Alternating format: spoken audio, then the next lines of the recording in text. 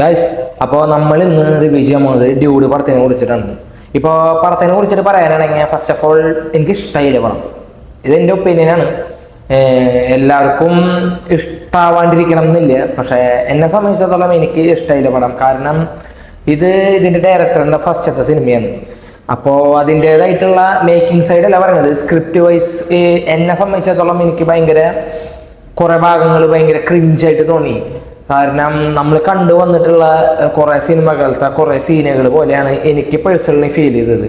പിന്നെ ക്രിഞ്ചായിട്ട് തോന്നണേന് ഇതിലത്തെ ഡയറക്ടർ തന്നെ ഇതിൽ ഡയലോഗ് തന്നെ പറയുന്നുണ്ട്, ചിലവരുടെ ഇമോഷൻസ് ഇന്നത്തെ കാലത്ത് എല്ലാവരുടെയും ഇമോഷൻസ് ക്രിഞ്ചായിട്ടാണ് തോന്നാന്ന് പറയുന്ന രീതിയിലുള്ള ഒരു സാധനം കൂടി ഇതിൽ ആഡ് ചെയ്തിട്ടുണ്ട്. അപ്പം തന്നെ നിങ്ങൾക്ക് മനസ്സിലാവാതെ എത്രത്തോളം ക്രിഞ്ചാണ് ഈ പടം എന്ന് വെച്ച് കഴിഞ്ഞാൽ സ്ക്രീൻ പ്ലേ ഒക്കെ ഭയങ്കര ബോറാണ് എന്ന് വെച്ച് കഴിഞ്ഞാൽ നല്ല നല്ല സീനുകളാണ്, പക്ഷെ അത് screen play dialogue situations create ചെയ്തിരിക്കുന്നത് എല്ലാതും ഒരു രസമില്ലാത്ത രീതിയിലാണ് ചെയ്തിരിക്കുന്നത്. അപ്പം അത് കാരണം എനിക്ക് എവിടെയും ഇമ്പാക്റ്റ് ഉണ്ടായില്ല. അതാണ് ഉള്ളൊരു നെഗറ്റീവായിട്ട് എനിക്ക് തോന്നിയത്. കാരണം പ്രദീപിൻ്റെ മൂന്നാമത്തെ സിനിമയാണ്. ബാക്കി 2 സിനിമകളെന്ന് വെച്ച് നോക്കുമ്പോൾ 2 സിനിമയുടെ 7 എഴുത്തേക്ക് പോയില്ല. പിന്നെ മമിത ബൈജുവാണ് നടി. ഇപ്പോൾ മമിത ബൈജുവിനെ കുറിച്ച് പറയാനാണെങ്കിൽ അത്യാവശ്യം കുഴപ്പമില്ലാണ്ട് നല്ല സ്ക്രിപ്റ്റൊക്കെ സെലക്ട് ചെയ്ത് നല്ല രീതിയിൽ പെർഫോമൻസ് ചെയ്തിട്ട് അത്ര ഹെവി പെർഫോമൻസ് ഒന്നും ചെയ്തിട്ടുള്ള സിനിമകളൊന്നും വന്നിട്ടില്ല. അങ്ങനെ പോകുന്ന ഒരു നടിയാണ്. ഇപ്പോൾ അവളെ കരിയറിൽ ഏറ്റവും കൂടുതൽ ഇമോഷൻസും അതേപോലെ എല്ലാം കോമഡി ആയാലും അങ്ങനെ എല്ലാ രീതിയിലും പെർഫോമൻസ് ചെയ്യണ ഒരു ക്യാരക്ടറാണ് ഈ സിനിമയത്തെ പറയണത്. ഭയങ്കര ചില സീനൊക്കെ ഭയങ്കര ബോറായിട്ട് പേഴ്സണലി എനിക്ക് ഫീൽ ചെയ്തു. അതിൽ ഇമോഷൻ സീൻസ് ഒന്നും വർക്കൗട്ട് ആയിട്ടില്ല. മമിതയുടെ ഒന്നും നമുക്ക് ഒരു രസം തോന്നുന്നില്ല. ഭയങ്കര ഓവർ സാധനങ്ങളാണ് എനിക്ക് ഫീൽ ചെയ്തത്. കഥ എന്ന് പറയുമ്പോൾ എന്താ പറയുക, ഒരു വേറെ ടൈപ്പ് കഥയാണ്. ഇന്നത്തെ കാലത്ത് ഈ പടം വെച്ച് മെസ്സേജ് കൊടുക്കാനാണ് ഡയറക്ടറിൻ്റെ ഉദ്ദേശം എന്നെങ്കിൽ ഒരിക്കലും നടക്കാത്തൊരു കാര്യമാണ്. ഇന്നത്തെ കാലത്ത് ഇത് നടക്കില്ല. അങ്ങനെ ഒരു മെസ്സേജ് കൊടുക്കാനാണെങ്കിൽ, അതല്ലാണ്ട് കഥ വെച്ച് നോക്കുകയാണെങ്കിൽ ഒരു വെറൈറ്റി സാധനമാണ് ഇതിൽ പിടിച്ചേക്കണത്. കുറേ ടെസ്റ്റൊക്കെ കയറ്റിയിട്ട് ഒരു സംഭവമാണ് പിടിച്ചേക്കണത്. പക്ഷേ ഈ സാധനം ആർക്കും ദഹിക്കില്ല. ഇത് നടക്കാത്തതെന്ന് പറഞ്ഞു കഴിഞ്ഞാൽ 100% 1% നടക്കണ കാര്യമാണ് ഈ കഥ എന്ന് പറയണത്. അത്ര നടക്കാത്തതെന്ന് വെച്ചാൽ ചാടുക മറയുക അങ്ങനത്തെ സാധനങ്ങളൊന്നല്ല പറയണത്. പ്രണയമാണ് ഈ സിനിമ ഉദ്ദേശിക്കുന്നത്. പിന്നെ പ്രദീപിനെ കുറിച്ച് പറയാനാണെങ്കിൽ അവൻ്റെ എല്ലാ സിനിമയും വെച്ച് നോക്കുമ്പോൾ ഓവറായിട്ട് അവ അഭിനയിച്ചിട്ടില്ലെങ്കിൽ പോലും അവൻ്റേതായിട്ടുള്ള കുറേ എക്സ്പ്രഷൻസ് ഇട്ടിട്ടുണ്ട്. കുറേ സീനൊക്കെ അമ്മേനായിട്ട് സംസാരിക്കുന്ന സീനൊക്കെ ഉണ്ട്. അവൻ കല്യാണം കഴിക്കാൻ വേണ്ടിയിട്ട് ചോദിക്കുന്ന സീനൊക്കെ ഉണ്ട്. അതൊക്കെ ഭയങ്കര ഓവറായിട്ടുണ്ട്.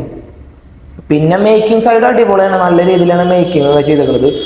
നല്ല സീനുകൾ എന്നുവെച്ചാൽ ഇപ്പം സിനിമയിൽ പിള്ളേർ നല്ല സീൻ എന്ന് പറയണത് മേക്ക് ചെയ്തേക്കണം അടിപൊളിയായിട്ടാണ് ചെയ്തേക്കുന്നത്. എന്ന് വെച്ചാൽ ആർട്ട് വർക്കായാലും എല്ലാ സൈഡും നോക്കുകയാണെങ്കിൽ അടിപൊളിയാണ്. പക്ഷെ സീനുകൾ നല്ല രീതിയിലാണ് ക്രിയേറ്റ് ചെയ്തിരിക്കുന്നത്. പക്ഷെ എന്നിരുന്നാൽ പോലും സ്ക്രീൻ പ്ലേ അത് ഭയങ്കര ഇമ്പാക്റ്റ് ഉണ്ടാകുന്നില്ല. അതുകൊണ്ട് ഇത്ര ഹെവി ആയിട്ട് ചെയ്തിട്ടുള്ളതിനുള്ള ഒരു സംഭവം നമുക്ക് ആ സീനിന് നമുക്ക് ഫീൽ ചെയ്യില്ല.